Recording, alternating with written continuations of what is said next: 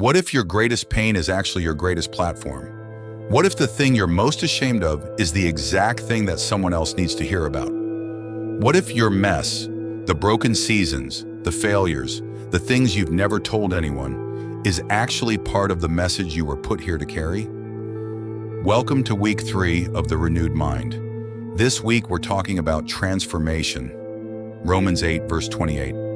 And we know that in all things God works for the good of those who love him, who have been called according to his purpose. All things, not some things, not the comfortable things, not just the good things, all things. That means the divorce, the addiction you fought through, the season you walked away from God, the failure that still keeps you up at night, the wound that hasn't fully healed. God says, in all of that, I was working, and I'm still working. That's not a promise that bad things won't happen. It's a promise that nothing that happens to you is wasted. There's a Japanese art form called kintsugi. When a piece of pottery breaks, instead of throwing it away or trying to hide the cracks, the artist repairs it with gold. The philosophy is this: the broken places don't make the pottery less valuable. They make it more valuable. The cracks become the most beautiful part. That's exactly what God does with your story. He doesn't patch the broken places and pretend they weren't there. He fills them with gold. He takes the very thing that broke you and makes it the most powerful part of your testimony.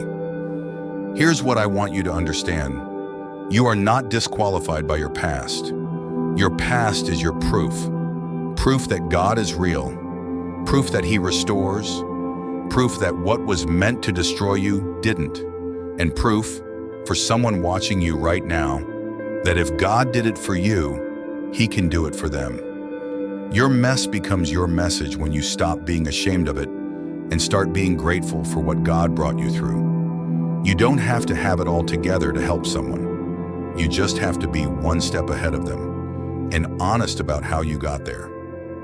Week 3 is about transformation, and transformation never happens in spite of the hard things. It happens because of them. The fire doesn't destroy you, it refines you. The pruning doesn't kill the branch, it produces more fruit. The breaking doesn't end your story, it starts the most important chapter. You're being transformed. And your mess is part of your message. Subscribe, new video every day. See you tomorrow.